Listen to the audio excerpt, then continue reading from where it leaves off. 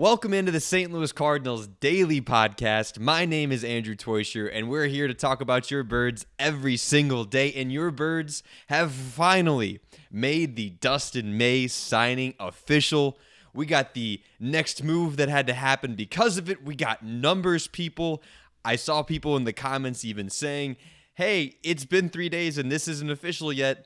Are we sure this happened?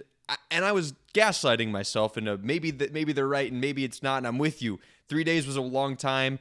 I was starting to worry a little bit. Don't worry, folks. He has donned the jersey. The deal is final. The ink has dried. And our friend Dustin May, the big red giant coming to St. Louis, the big bird himself, signed a 1-year, $12.5 million deal to be with the St. Louis Cardinals. Now, the money wasn't necessarily something that we were worried about or anything like that. As I've said multiple times before and will say multiple times going forward, there is no such thing at any number as a bad 1-year deal. And the Cardinals got him for a very solid price. Just so that you guys know, before I dive more into what the deal is, some guys that compare to it, what we can expect based on guys who signed that money, because money tells you what the league views a guy as. You can take my opinion, you can take anyone on the internet's opinion. The league knows its stuff, and what money they give a guy is typically pretty good at projecting it forth of what they're going to do, with exceptions, and I'm hoping this is one of them. But a corresponding move to bring Dustin May onto the 40-man roster, because we finally filled the 40-man roster after the Rule 5 draft where we added Nat Puchard. We DFA'd Matthew Koperniak, who had been a part of the Cardinals organization, according to Patrick McAvoy of St. Louis Cardinals Sports Illustrated. I'll just read the quote he had here because he put it out well.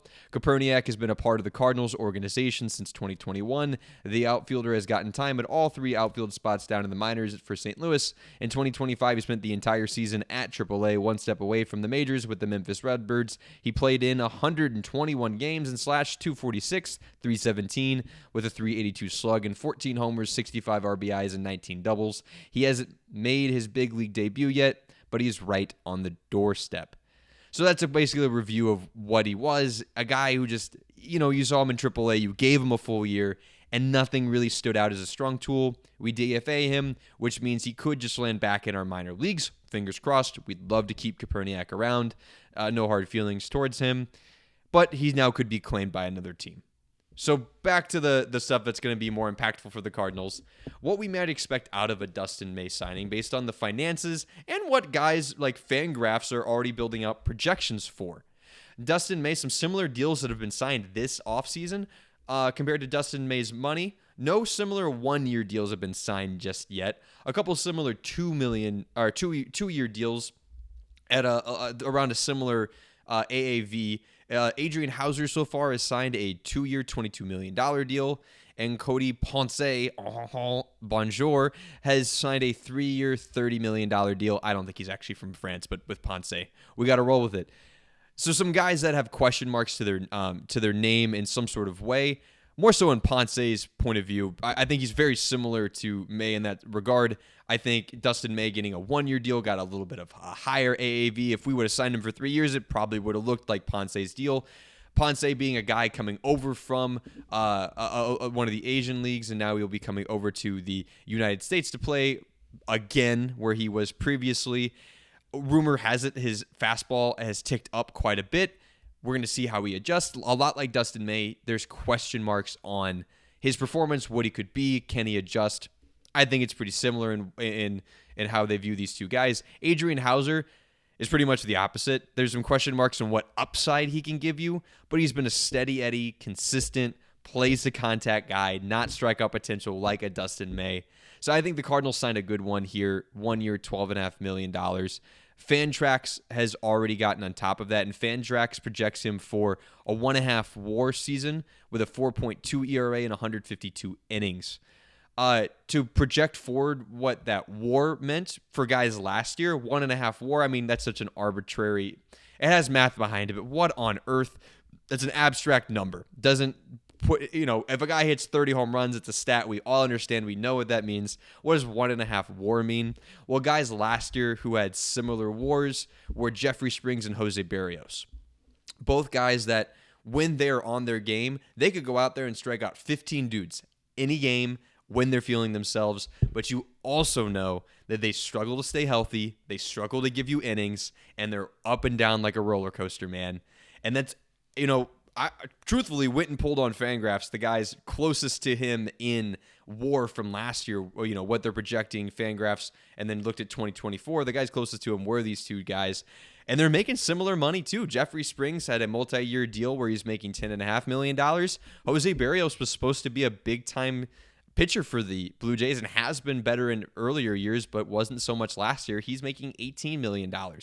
Guys with great stuff, with great pitches that move really well, but can they command it? Can they stay consistent? This just proves to you that the Cardinals got a very much league value deal for this. It will make his contract easy to move at the deadline if he performs, and that's what we decide to do with him. I'm hoping we end up keeping him. Some guys in the past that have signed similar contracts to last year, so in 2024's offseason, I guess coming into the 25 season, in 2024 is when these guys signed, but coming into last year, Trevor Williams signed a 1-year, $14 million deal, and he went from a 2.03 ERA in the year that he earned that deal to last year when he pitched, he had a 6.21 ERA. I think we could all see Dustin May, unfortunately, following a similar path. And other than Trevor Williams, this really stood out to me. This is like a weirdly unique deal that we gave Dustin May, because Trevor Williams is close, 1 year, 14, and he's like a guy who still has some years left on his arm, not close to retirement, but an up and down, what do we do with this arm? Most guys below that tier of guy was getting more like 2 years, 20, so a multi-year deal, or even 2 years, 15, or 1 year, 7. So Dustin May is kind of in a new contract. He was carved out this new kind of contract for other guys that might sign it similarly, because the only other guys that signed near that kind of contract last offseason to compare to were Max Scherzer, Justin Verlander, Alex Cobb, Charlie Morton. For those of you who know those names, I'm sure a lot of you know Scherzer and Verlander really well.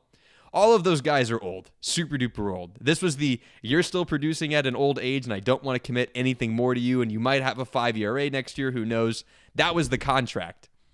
And it comes to stand that the production is similar to what they might have expected out of Verlander and Scherzer, but on much older guys. So this is a really unique contract that Dustin May just signed. For contract nerds, people who like to see that sort of thing like myself, figure I'd throw you a bone with that one. Now, in some growing news, people are probably tired of hearing this Donovan deal. When's it going to happen? What's going to happen? I'm truly impressed. More and more stuff keeps leaking out about these deals every day, and I want to keep you guys up to date on what we're hearing. Recently, JP Morosi, Baseball Insider, revealed some news when he was on his regular reoccurring podcast in the Seattle area. I guess he's probably from Seattle. And he popped on their local broadcast and said, man, I don't think there's any way that the Cardinals and the Mariners get a deal done for Donovan without the Mariners having to give up one of 3 prospects. And we're going to go into those prospects, who they are, and if the Cardinals fans should be excited about them. But just to give credit to, I saw this post on Twitter by Redbird Farmhands, which, hey, shout out. If you happen to be watching, love the page, does great work, worth a follow on X if you guys are interested in that. And we dug more into this on a post on Redbird Rants. Great website. If you guys are literate, please teach me. I'm trying to learn how to read. If you're more of the reading folk, go there. They have great content, great articles. I'm sure I'll pull some on here soon enough to share with you guys some of the great info that they're doing there as well. But credit to those guys for getting this news in front of my eyes. Morosi broke that there's no way that the Cardinals get a deal done for Donovan without it being Colt Emerson, Cole Young, or a Ben Williamson involved.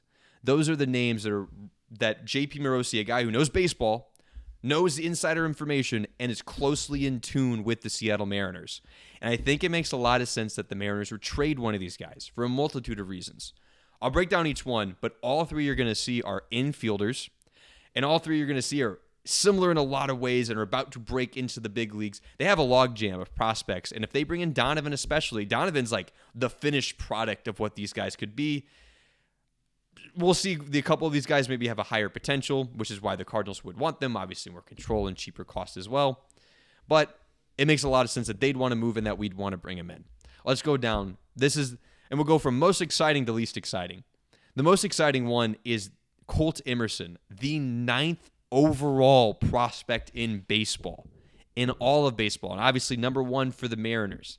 Colt Emerson is a left-handed shortstop slash third baseman drafted in 2023. He's now 23 years old. He was drafted out of high school, and he got all the way up to AAA baseball last year in the minors, where he slashed 285 batting average, a 383 on base, and a 453 slug.